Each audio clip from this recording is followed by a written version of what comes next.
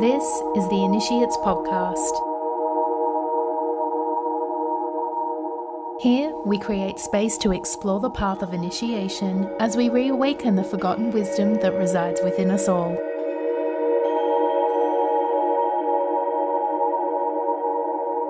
I am your host and guide, Natalie Grace. Join me every Thursday for an enlightening exploration of contemporary spirituality.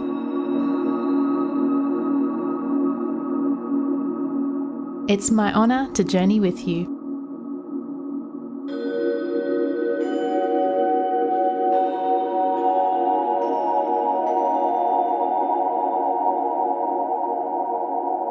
Hello Seekers, thank you so much for being here. On today's episode, I speak with my dear friend Trici Flores. Trici is a Yoga Nidra practitioner, a technology designer, and the creator and host of the Innerspace Revolution Podcast, a podcast all about the superpower of creativity. I was very lucky recently to have Trici facilitate a personalized Yoga Nidra experience for me. She designed a unique container that helped me work through some of my biggest fear barriers and become more aware of emotional triggers in my day-to-day life. My sessions with Trici were so healing, and we talk a little bit about Yoga Nidra and my experience in this episode. We also talk about imagination, a topic we really love to explore together, and the value of using the imagination in our polarized reality. I really enjoyed our chat, and I hope that you do too. Let's journey.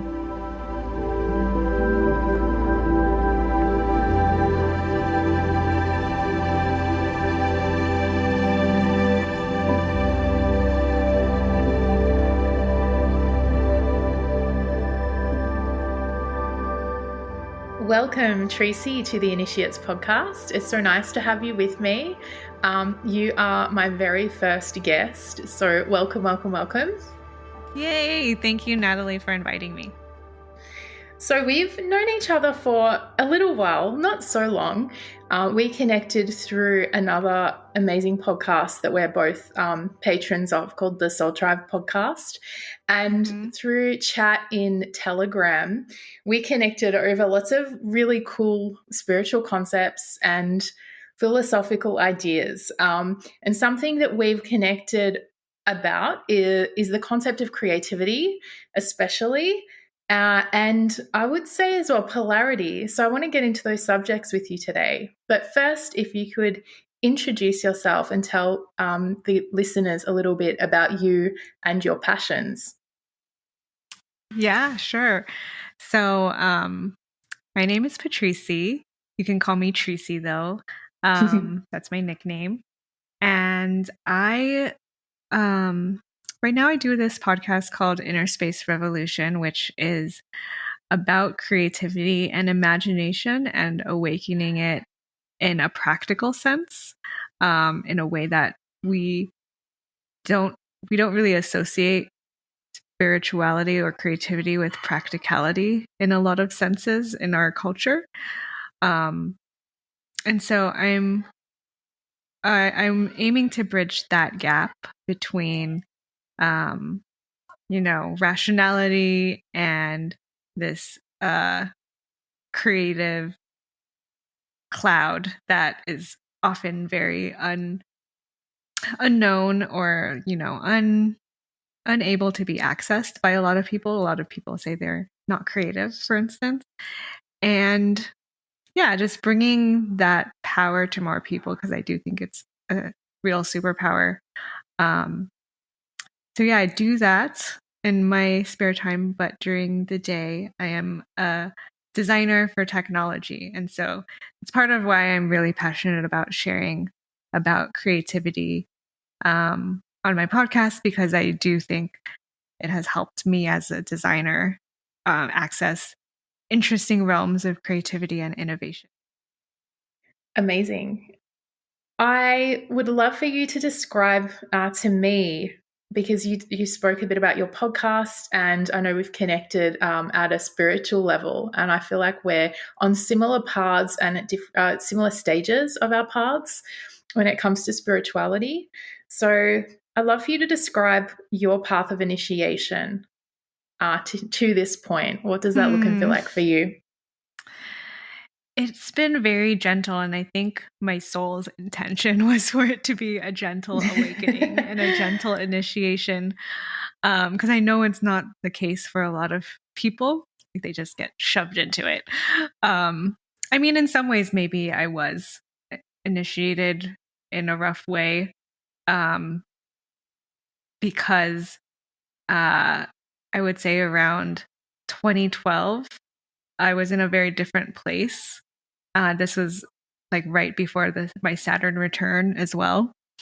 And that was when I first discovered astrology, and I was super skeptical. However, there was someone I worked with who was very passionate about it and knew that I was at that point in my life. And so I think she was very curious to see how it was manifesting for me. And I was always like, okay, I don't know if this is real, but yeah, I'll let you read my chart. And ever since then, I've seen it, all of the things play out as she said that they would, in very different, unexpected ways. So that was part of the gentle initiation, and I call it gentle because it happened quite slowly, because of my resistance and skepticism. And so, yeah, I think 10 years from then, I had discovered yoga around that time in my life, but the embodiment and work from yoga didn't really blossom until right before the pandemic, I would say. So that's like 10 years after, I would say, like I've had my first glimpse into what is possible. And so, yeah, right before the pandemic, I did a yoga teacher training, and immediately after was pushed into the pandemic to utilize what I had learned and share what I had learned. And since then, I've been, diving into all that I can about energy work and the nature of the universe and how we can explain everything that's happening.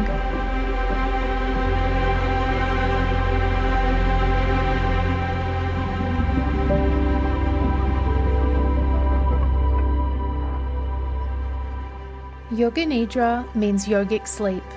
It's a form of yoga that allows us to access a state of consciousness between waking and sleeping, typically induced by guided meditation. Yoga Nidra is a practice of shifting our awareness from the outer world to the inner world. It allows us to relax our senses and intellect so that we can actively enter the realm of the subconscious.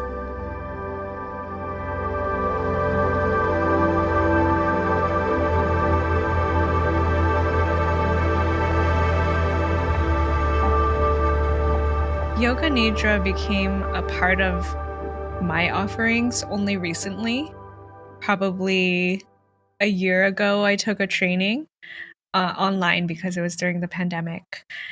And I had been practicing it occasionally some years before that, but I don't remember where I found it. I just remember feeling a sense of peace and calm from it, but not really knowing where it came from, or just attributing it to effects of, typical meditation effects or typical yoga effects, but not understanding the underlying systems that were being activated underneath.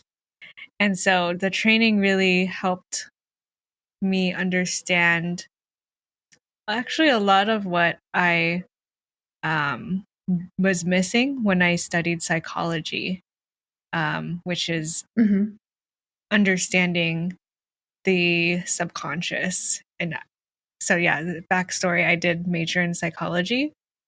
before I became a designer. And so a lot of the design I do is based on understanding how people work and designing things for them based on that knowledge. And I feel like when I studied psychology, it was still fascinating. It was definitely from a research perspective because I went to a research university, and so it was great to have all of these labs and studies that were digging into why people work the way they do and having that data. But what I really was interested in was the dream space. And there was one class about dreaming that I remember. And I remember not understanding it. I don't think my brain was ready or my consciousness was ready to understand it yet. Because I was still stuck in the mode of understanding coincidence and synchronicity as not important or not significant. And so the exercises we did in the dream class were things like relate dream imagery to a stream of consciousness and just like see what comes from writing down your dream in a stream of consciousness and just anything else that comes to mind after that. And I would do it and I would be really good at it, but I would still doubt it. And it's interesting now to look back with this new evolution of my understanding of consciousness and see that it works in a very different way than we're trained in research universities to understand consciousness. And Yoga Nidra is a really great practice to tap into feeling and embodying how that works, even though you're not moving and it looks like you're sleeping. It's basically a practice of accessing the imagination. And I've had personal experience with your delivery of Yoga Nidra, having done a container with you. And it was like an awakening of something for me going through that process with you. I know there were different emotional states that I was in different sessions we did.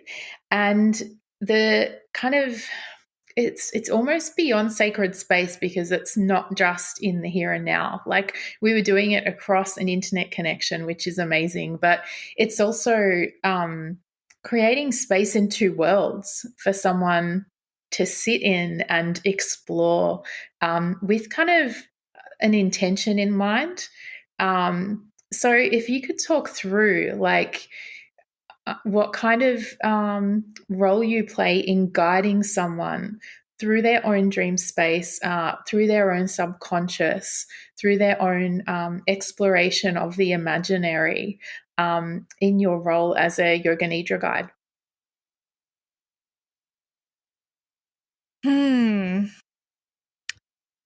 Yeah. So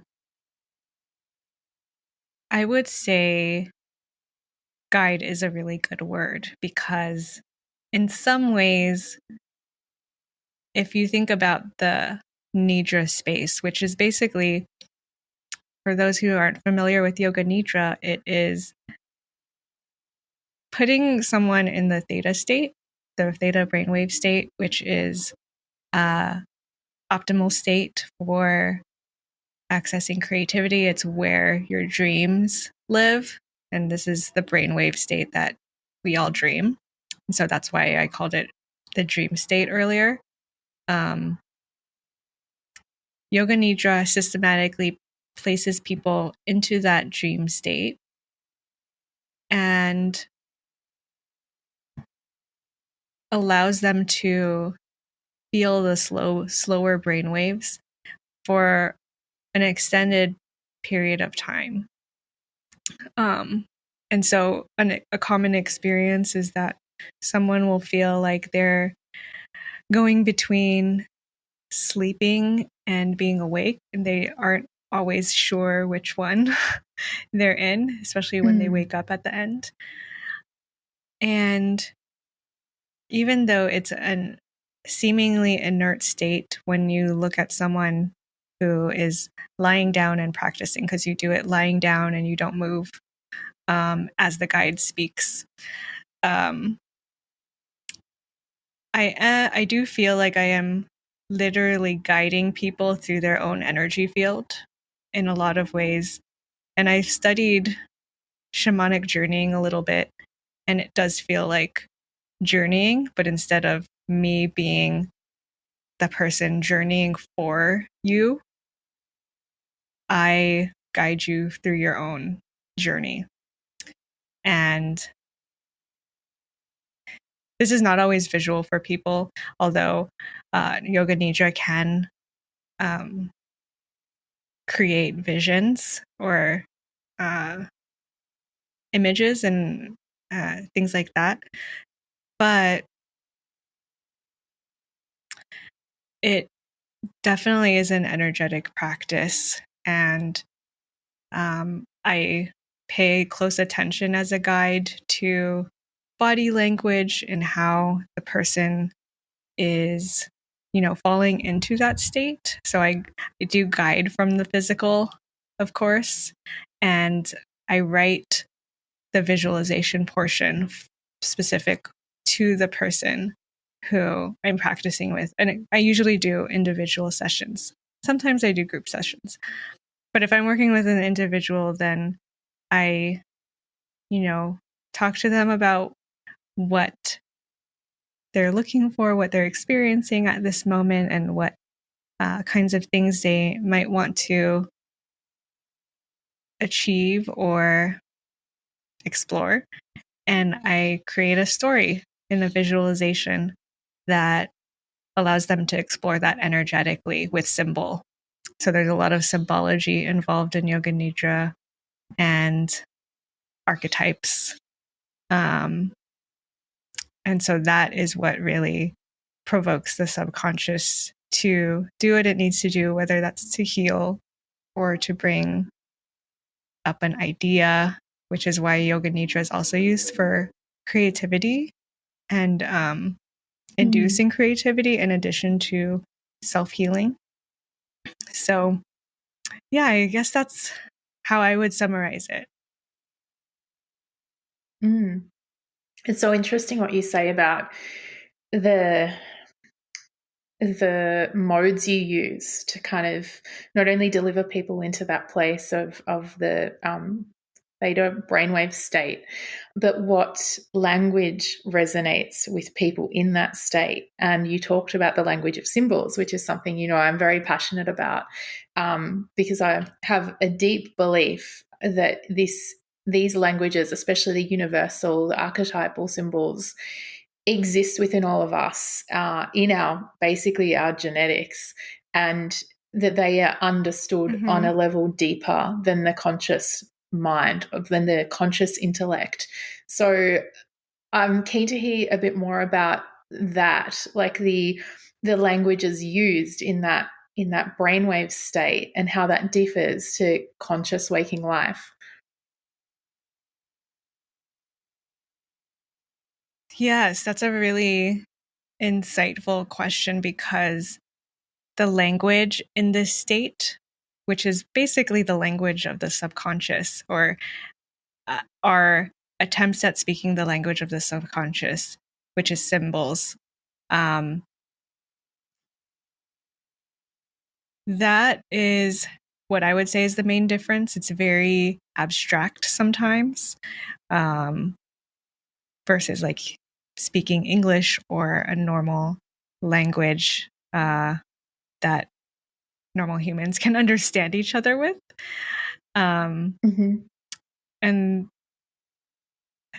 to get a little bit deeper into that, the reason why it's so different is because emotionally we react to these symbols often the same way, because a lot of the symbols used in Yoga Nidra are archetypal symbols that you can see throughout history. And so they're kind of universal, like part of the universal consciousness that we sometimes even don't know or realize that these symbols have existed for that long, maybe even before humans existed. There are also symbols, like a tree could be a symbol and mean different things for different people in their subconscious based on their emotional triggers. Water can be a big trigger for one person, but not so much for another, for instance. Like for one person, it could mean fear because they may have had bad experiences with water, or someone else just loves it because it's so calming.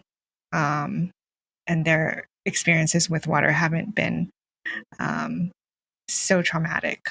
So that's another level of symbology that is worked with. But I never go into the Yoga Nidra knowing any of that background. And so that is what the interesting piece is that I don't have to know how someone is going to respond to a symbol, but if they need to respond to it a certain way and their consciousness is ready to process a symbol a certain way, then they'll be able to do that safely in a journey. Yeah, I can definitely relate to that. The space of safety that you, like a cocoon of safety that you provide. I felt very safe with you and very safe in the practice. And I always felt like I had moved some energy afterwards on a couple of levels. On a very superficial, aware level of whatever emotional challenge I was experiencing at that time. But also then shifting some deep-seated kind of energy blocks, a lot to do with fears actually, because it's such a gentle way to explore fears and explore what triggers those feelings of fear, and a safe place to work through them. So yeah, I relate to what you're saying, and I found it to be a beautifully supportive journey and a really healing journey and a really expansive journey, because I definitely left that container feeling transformed through the symbolic explorations we went through. So yeah, I really, really loved the experience of Yoga Nidra with you. We've recently spoken about the value of imagination and how we both have an intuitive sense, and we're sort of seeing it in our work as well, the work that we do, that there's more value being placed on imagination, perhaps the realms of the unseen, the powers of the unseen, the magic of the unseen, than there has been. So given we're emerging out of this hyper materialist kind of time in history, and we have this sense as, mystics, as light workers, as initiates, that we're walking into a new age, what role and what value do you think imagination has in this new age? I think it is going to take a new form. Like, people are going to discover it as, like, literally, if you watched the Marvel movies or any superhero Harry Potter movies, we're going to all discover it as this asset, or I keep speaking in terms of, corporate language, asset, but it'll be this, this valuable way to connect to nature and to connect to what we're meant to create. So, for like a tangible example, thinking about my work as a designer, and I work in technology, and I work on very forward-thinking technology that is very controversial, cryptocurrency. And that requires, because it doesn't exist, a lot of people, a lot of the sentiment is that this thing isn't real. I don't trust it. And there's definitely value to that perspective too. But why I bring it up is because I think with these new territories, whether it's cryptocurrency or medicine, I think medicine will definitely utilize this quite a bit. Art, just any technological development that will happen in the next 30 years will have to access imagination in a different way than has been previously, or more people will have to access it in a different way. Because I know you could probably look back in history and say that many artists and creators of the past were able to access imagination in a spiritual way. And this is what the artist way is about. And this is what a lot of philosophers and thinkers have been talking about for ages. But I think more people will awaken to this power in a way that they didn't quite understand before. Yeah, amazing. It's an exciting time, I think. And I feel like we're being triggered, or challenged by the energies of the time, the events of this time, to not only tap into our imaginations for our own healing, for our own mystical purposes. There's a lot of people having awakenings right now and realizing how much imagination and making space for imagination plays a part in that, because imagination is required to have an open mind. Imagination is required to consider that things could be a different way, or that things might exist in a different way than we're taught or we're told that they exist. So imagination is so important for people on that awakening path, I think, to play in that space of wonder, to play in the space of what is possible. How can our world evolve? How can I evolve? But I think we also need imagination to move to the next stage. I feel like as far as society goes, we're coming up to this point where there's systems collapsing around us, and we no longer have the trust in those systems that we used to have because they've failed us too many times. And our only options are to kind of alter or work within the systems that exist. I feel like sustainability, the concept of sustainability, is a really great example of this. Instead of imagining a different way, an evolution into a new way, we want to retain the old way and just make ourselves feel less guilty for retaining the old way. That might sound a bit controversial, but that's my honest belief. So yeah, I feel like we all require, the times are requiring us to use our imaginations more, to value our imaginations more, to kind of navigate into a better way, a more evolved way of living, of existing, of loving, of being. What do you think about that? I totally agree. And when I was talking about technological innovation, that's thinking about imagination on kind of like a macro scale, but on a micro scale or individual scale, thinking about what can you or I do. I'm not saying that creativity and imagination or Yoga Nidra will help us as individuals create the next big thing necessarily. It's more of thinking about it on the level of imagination within your boundaries. So what's a good example? Imagining that your life could be different. It's because it starts with us as individuals, right? Imagining that you can live differently without a specific type of job, or a specific way to get your food delivered, or buy it at the grocery store. Imagine that,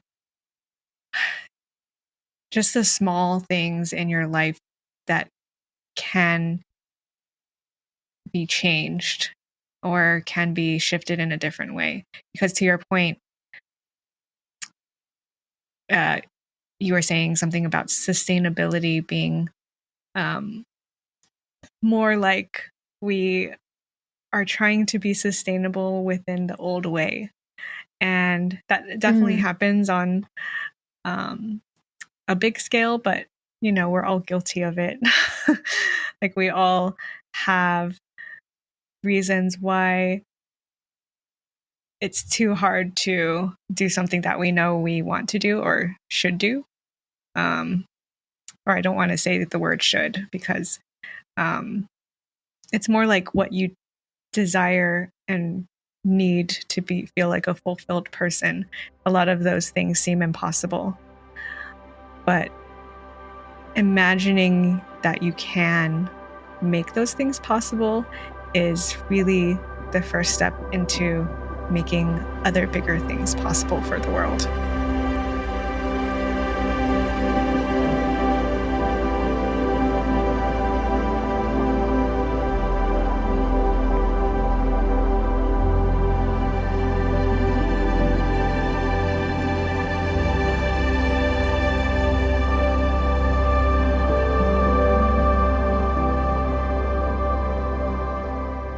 Polarity exists in my mind to contain space, to provide a container for space for us to explore. We're in a time of extreme polarity. Why do you think this might be?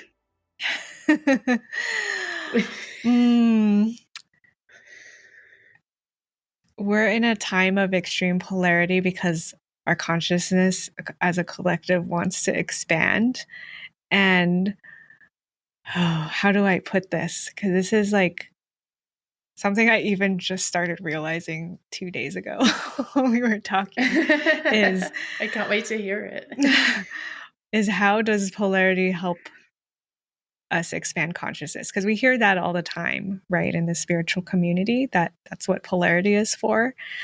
And I only just realized how, because of our conversations, we were talking about how imagination is about creating space for yourself. And so, here's an example that I was riffing on.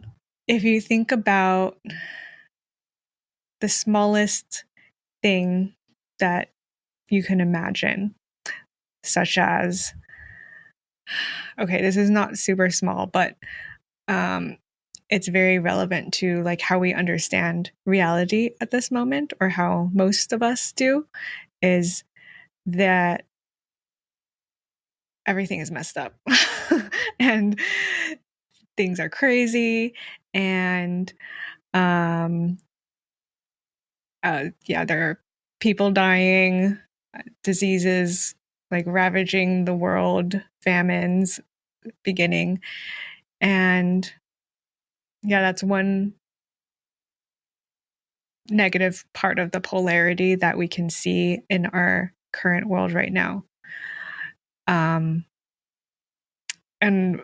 another dimension to that is that this is all on the level of the physical. So what I mean by that is that everything that's happening is because of our material experience. So our material actions and how we interact with the world on a physical level. So what we're extracting from the earth and how we're wasting a lot of it is an example of what I mean by that. But then there's another level that you start to see once you start to accept that the world is as it is. And what I mean by accepting the world doesn't mean like condoning everything that's going on, but just accepting that this is the state of the world. This is the state of the earth and humanity right now. and it's not fun, but I accept it and I'm not attached to the outcome. So there's like a sense of detachment when you start accepting it rather than continually freaking out and feeding into that disaster perspective, which is a real perspective. It's a reality that many live in. But what happens when you start to accept is, I think, imagination kicks in, because in accepting, you can move forward and start thinking about what realistically can you do differently, or how would I make this different? And emotionally, the emotional charge from that energy of acceptance also directs more to positivity or different sorts of outcomes, rather than just seeing the horrible things and directing the energy toward, I guess, fear and pain. And I don't want to say this and sound like I'm diminishing all of that experience, because I'm not. And so forgive me if my words are still very early in their formation.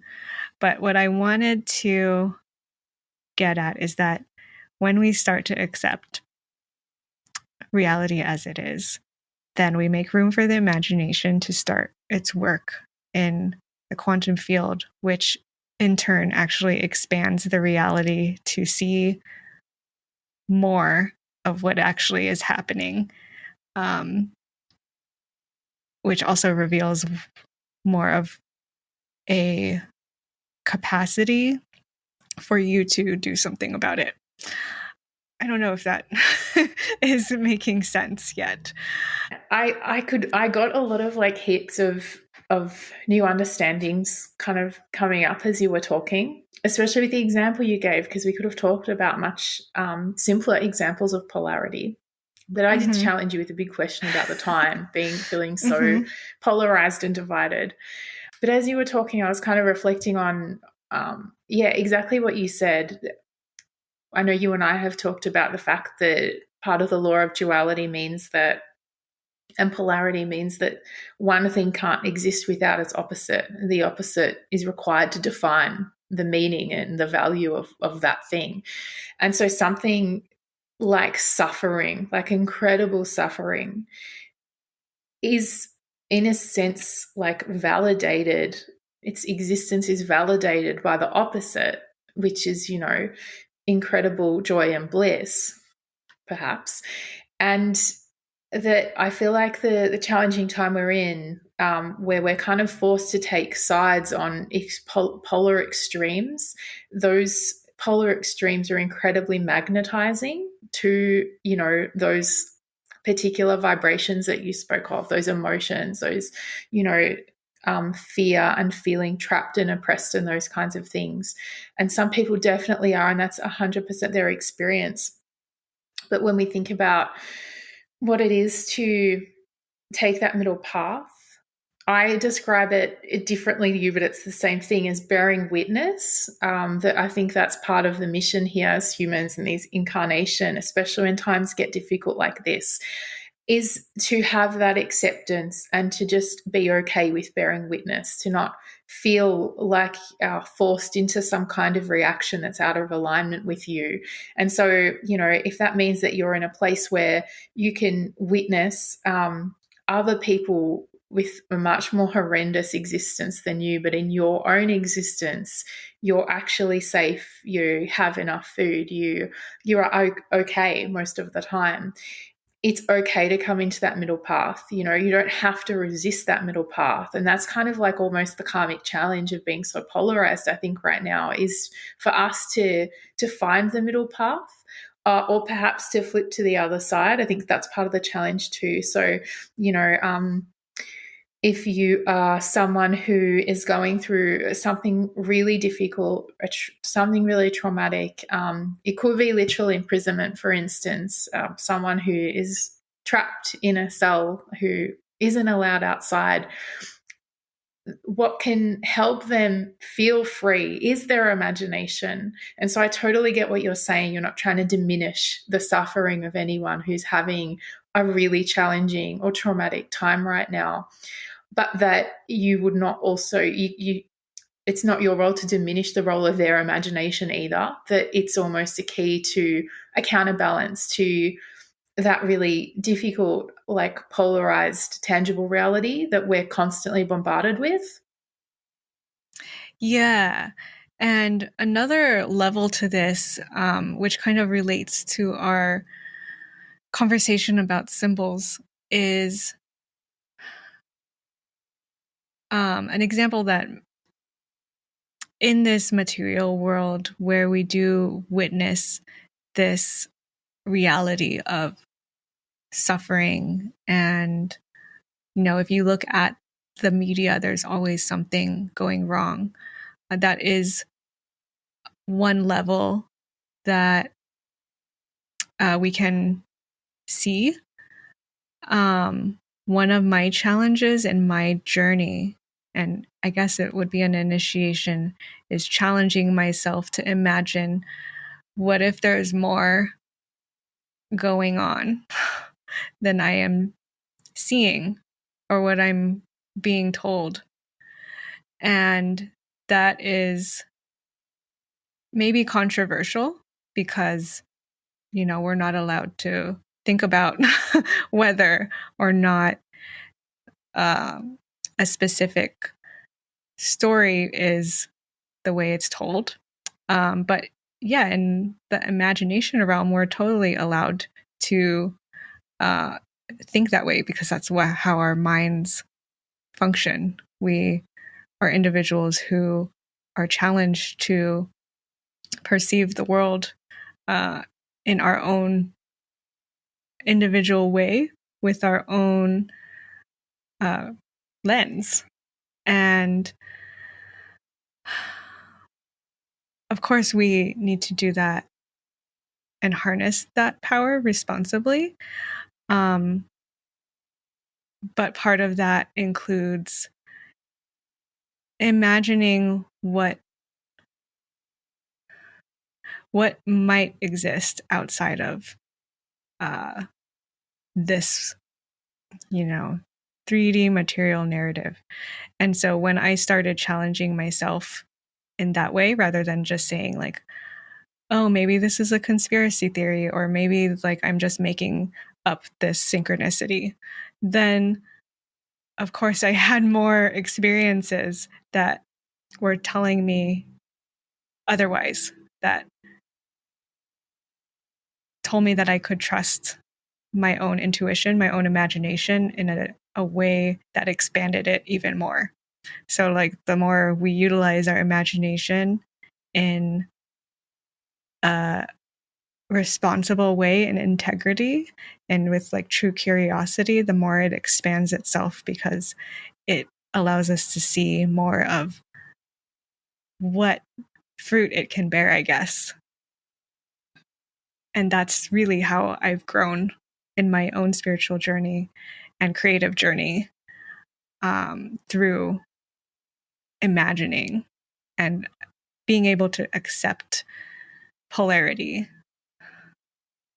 And not necessarily, sometimes I do go from polarity to polarity because that's the nature of this time is, we're challenged to discern all of the information that's coming at us. And sometimes we don't know what's true. And that's part of the polarity and growth that happens from the polarity. And I do feel like my brain is often so challenged by how much is expanding or how much information I'm processing sometimes, because energetically I have to create that space continuously and remind myself to breathe and maintain that sense of space in a way that isn't damaging for me or for others. That's always not not emotionally charged or continues to be respectful. So I hope that makes sense.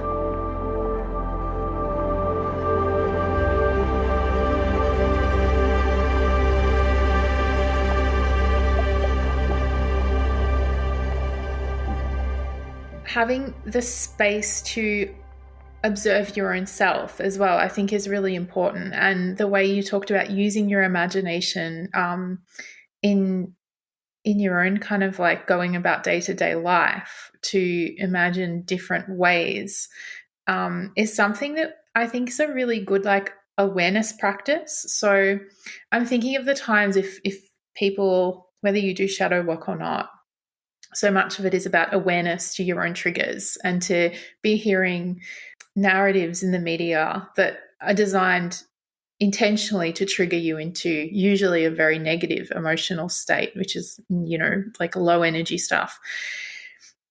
And that when you allow for your imagination to be used in more than just like artistic creativity or daydreaming, you can use it to kind of navigate through conversations with people and even understanding yourself better in why you feel certain ways. So I try to practice this as much as I can, and it's not easy, but I think once you have an awareness of it, you can kind of integrate it in how you communicate with people and kind of analyze your own emotional triggers. But say in conversations with people when we're talking about these like incredibly polarizing subjects, to be able to hold space for your imagination as to why someone might feel or think the way they do about a topic that might be different to how you think or feel about it.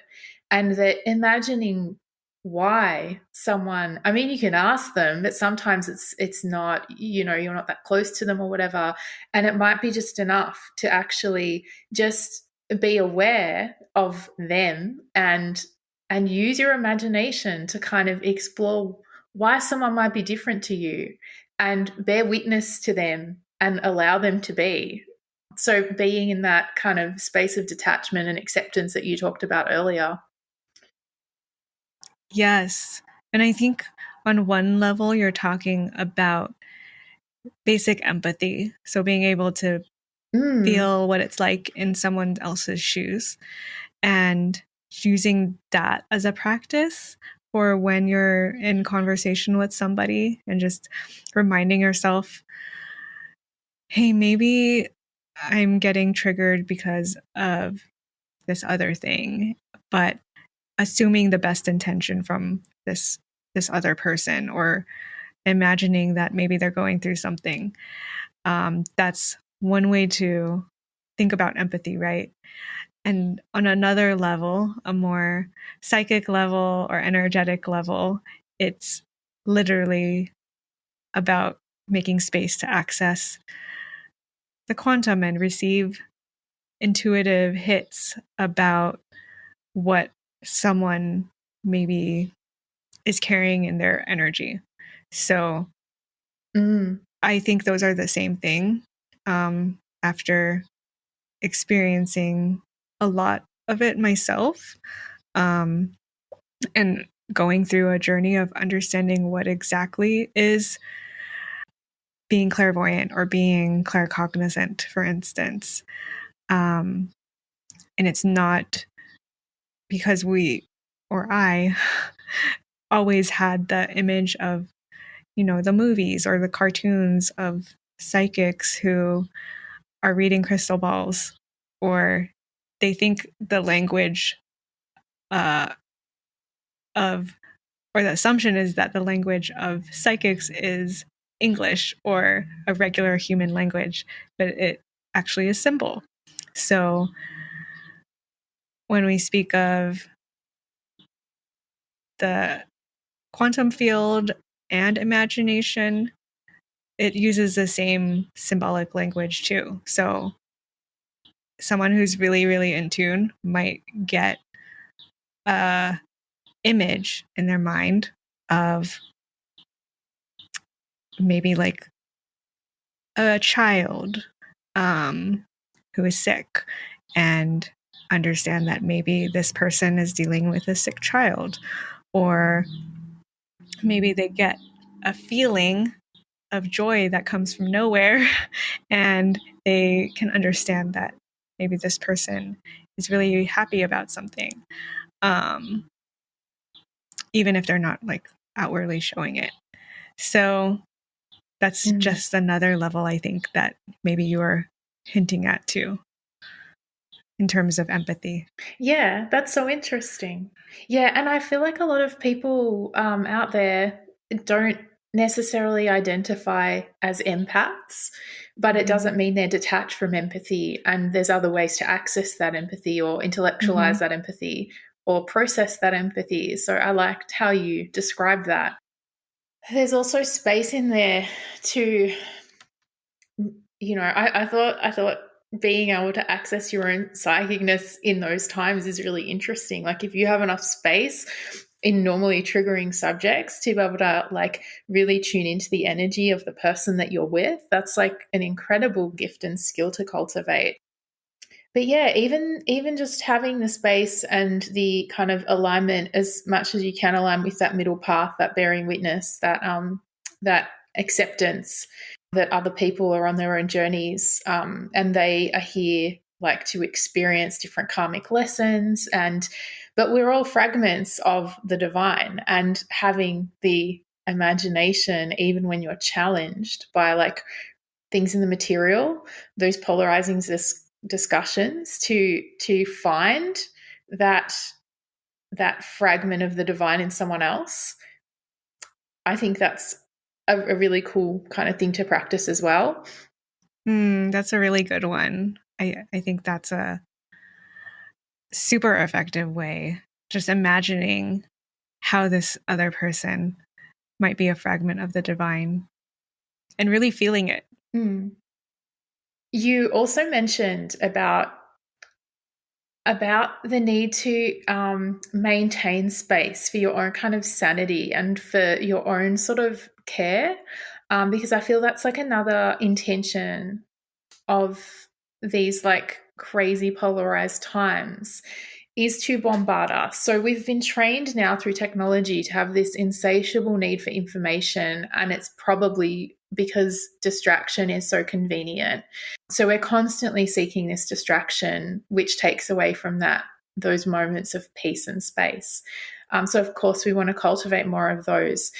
But I feel like that's something we all need to like perhaps have a bit more awareness of, is the polluting aspect of this constant distraction and these polarizing narratives in our own thought fields. That just the presence of all this stuff constantly, if you're not carving out any time in your day to make some space or have some presence, they can weigh you down, give you, and I've received lots of guidance from this, from the Akashic records for myself and others as well, around the density that the thought field holds, and that not only is this here to make us constantly like vibrating at a lower level and distracting us, but it's trained us out of those ways, like when we were all children, perhaps not now with video games and internet and stuff that kids are kind of consuming a lot more than perhaps when we were kids. But I'm sure all children are still, their imagination is valued. They're given time and space to imagine, because it's such an important part of growth and of expansion and progression and learning how the world works.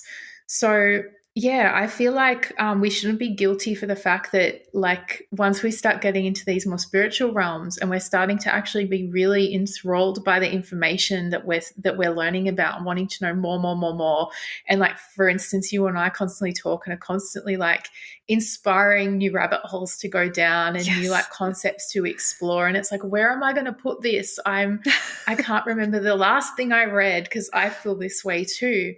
That it's kind of by design that our like big brain sponges are soaked up by all this stuff that doesn't hold much meaning, and that we shouldn't feel guilty that it's hard to kind of cleanse that out and have, I don't think we can apply the same attention span to stuff that's actually meaningful. I think we've forgotten that it actually takes dedication and devotion and time and concentration to take in stuff that we really care about.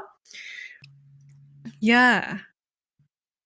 I am glad you said that, because it definitely resonates with how I feel when I'm directed here and there with this new information that's always coming in.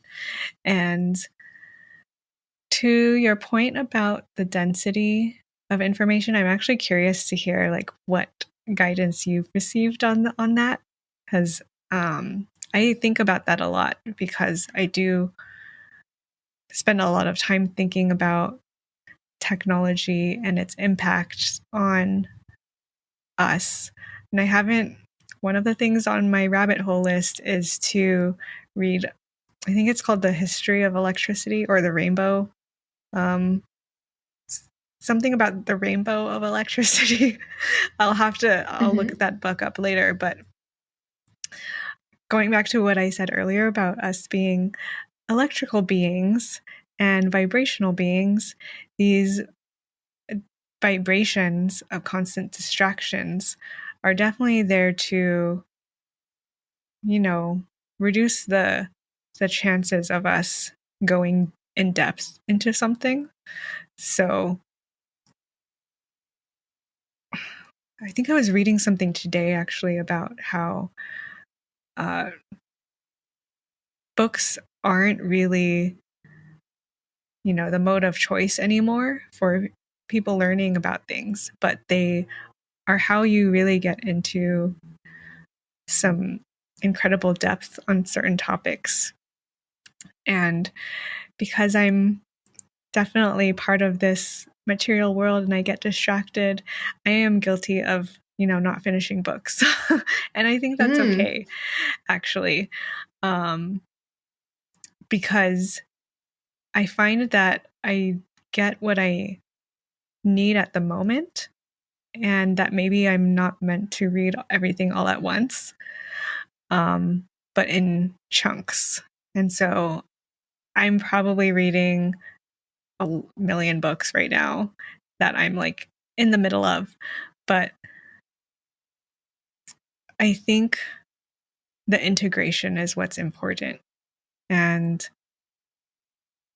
if we give ourselves space to integrate the information and not just intake it, then reading a meme, for instance, may still have the power to shift something energetically in somebody, because it's the energy that maybe the author or artist has put into their work that really matters, because that energy gets transferred, since energy does not get created or destroyed, it just moves. And so if we learn something from like reading 2 passages of a book and integrate it in a way that we can pass on into the harmonious atmosphere of this earth, then I think that's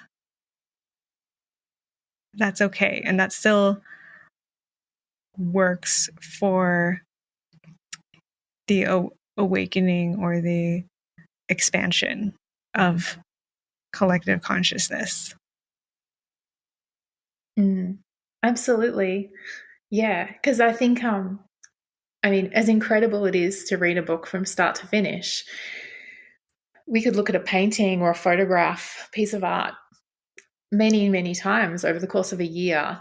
And, you could get most of the meaning in a glance, and that's great. And that's not like reading a book, or you can kind of sit with the painting for a while and take more layers of meaning. So yeah, I don't mind what you talk when you say like dropping in and out of like different portions of content and getting the message that you need to receive at that time. I think that makes sense, and it's a great way to like remove guilt of that kind of more like consumerist or even perfectionist mindset that we're supposed to do things a certain way. You're supposed to read the entire book. You're supposed to understand it all as you read it.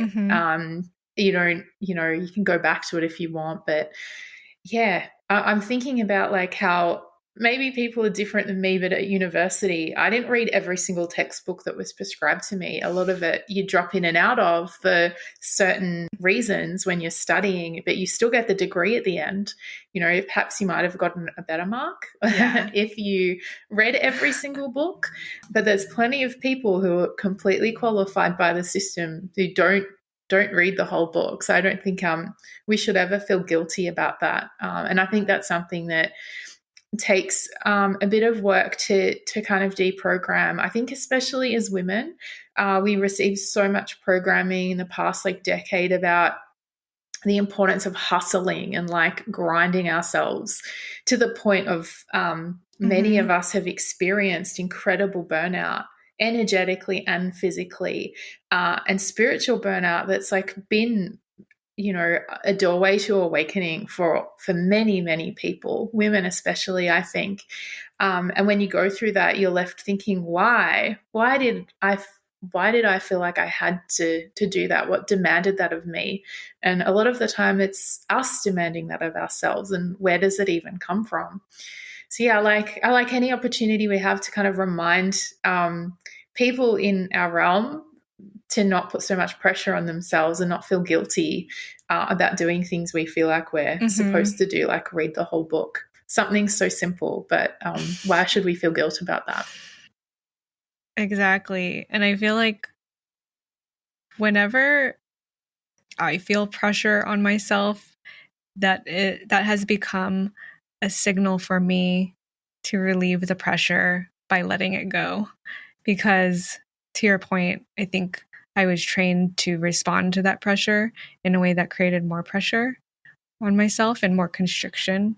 And that led to a burnout, like you said. And so I've learned to reverse that a little bit and, release the pressure because nothing's that serious. Yeah. And again, when we've got space, like when we're experiencing that like intense grind, there is zero space for imagination. There is zero, there's no space at all. Every like second, every portion of like time is consumed by like demands and responsibilities outside of yourself. So I think that takes a bit of like devotion to self to be able to like recreate that space for ourselves, for us to just be present and sit and or use however we wish.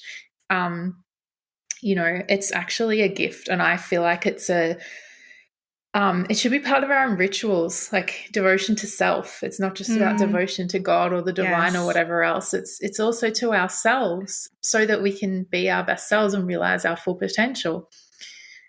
Totally. And I feel like over time, my interest in the divine and devotion has become that because it's one and the same, right? And it's really interesting to say that because I know in the past, maybe I would have understood that kind of statement as an egoic statement or something that I should be ashamed of saying because the image of God or just a higher power and you being a part of it, sometimes that sounds like one thinks they're like an authority if we're thinking about someone who still thinks in the perspective of God as like an ultimate authority rather than a harmonious consciousness. So yeah, devotion to God is devotion to yourself. And everyone else. Everything else at the same time, because we're all the same. Yeah, absolutely. I feel like this is a really like nice place to end this. So before you sign off, if you could tell the listeners where they can reach you, where they can find you, and how they can work with you. Yeah, so you can find me on Instagram at Innerspace Revolution. And I don't have, a structured menu of sessions, but I do offer Yoga Nidra. And I always am open to hearing what someone needs because I also have trained in different forms of energy work, but Yoga Nidra is my main one. So I get creative and specific to the person around what modality I use when I work with them. And it's a fun, creative process for both of us. So you can just message me on there. And yeah, thanks for having me, Natalie. It's been a pleasure. I'm sure you'll be back in the future. There's a lot more we can discuss. So yeah, until then, thank you so much for your time. Thank you. Talk to you soon.